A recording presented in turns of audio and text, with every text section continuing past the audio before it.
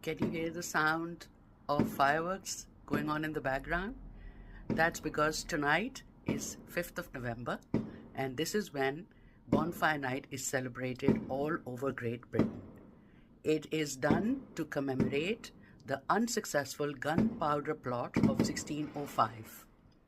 What happened was that this was an unsuccessful attempted regicide to kill King James VI of Scotland and First of England by a group of English Roman Catholics who were led by Robert Catesby, who considered their actions actually trying to get rid of a tyrannical ruler and who sought regime change in England after decades of religious persecution.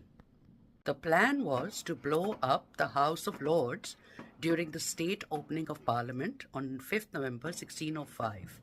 And this was the prelude to a popular